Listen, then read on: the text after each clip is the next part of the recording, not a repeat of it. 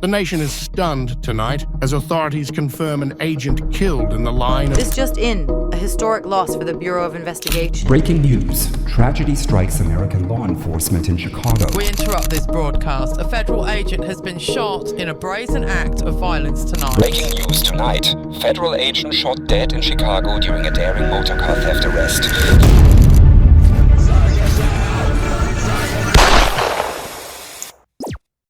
This is the story of the first man who murdered an FBI agent and survived a prison sentence.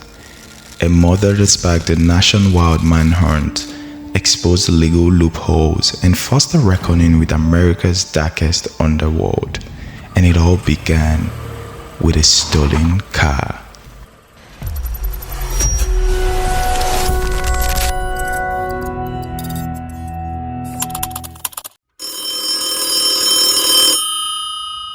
It was noon when the tape came in.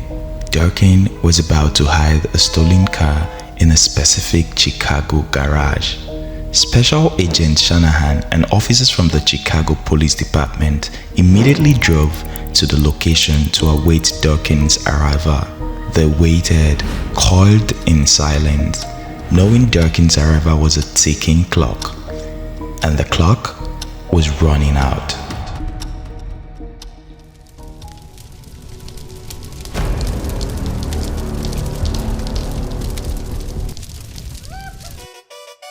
Martin Durkin was a gentleman, or maybe not.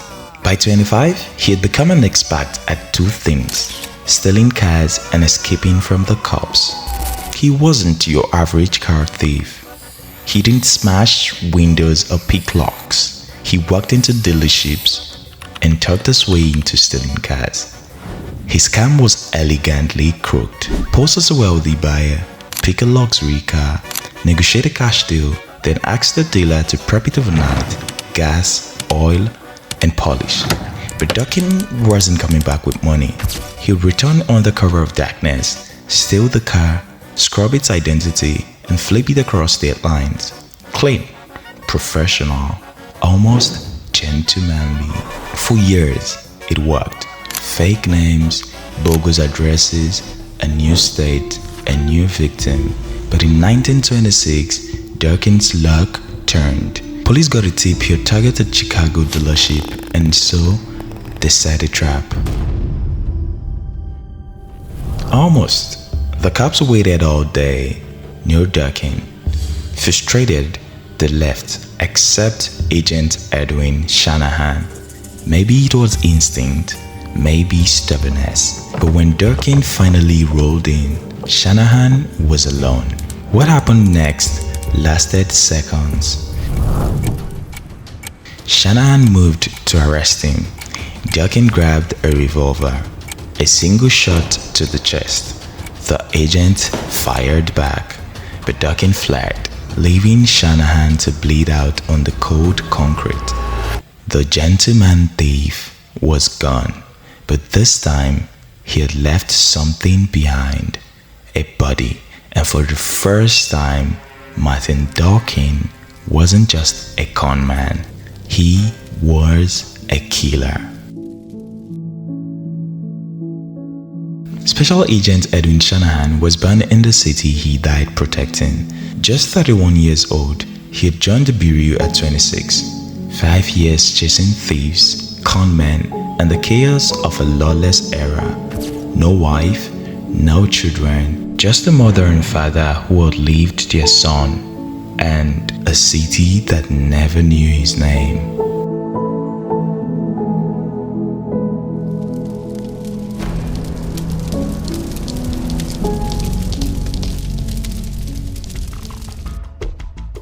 Durkin wasn't a mastermind. He didn't have a secret hideout or a crew of gangsters, but for 3 months, he had ran the entire Bureau of Investigation using nothing but guts, guns, and a talent for vanishing into thin air. The FBI searched for weeks. Finally, they tracked him to a relative's house. A shootout broke out, bullets flew everywhere. When it was over, one officer was dead, another injured, and Durkin He'd slip away again. People whispered he had help, maybe from mobsters. Did he plan to leave the country? Probably not. Durkin didn't need any fancy plans. He survived by making people too scared to cross him. He kept stealing cars, kept moving. California, Arizona, New Mexico, Texas. And in El Paso, a sharp-eyed sheriff spotted Durkin in a stolen Cadillac, packing a pistol and a fake badge. Durkin bluffed his way out, claiming to be a deputy, then bolted, leaving the car buried in mesquite brush. But Durkin's luck was slipping. Now, a rancher overheard his plan to catch a train at St. Louis. Durkin had already boarded a train to St. Louis on January 20, 1926, and was scheduled to arrive in the city at 11 a.m. that same day. The Bureau set a trap, stopped the train in the middle of nowhere, surrounded with agents, and cornered a man who had spent months proving he couldn't be caught.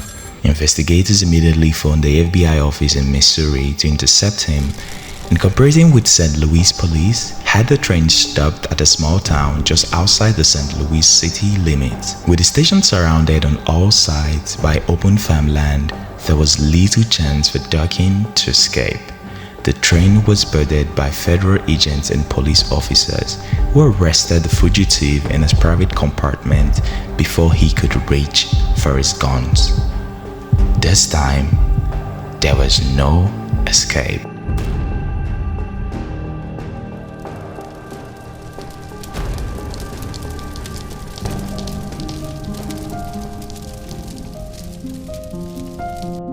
Now in 1926, stealing a car was a federal crime.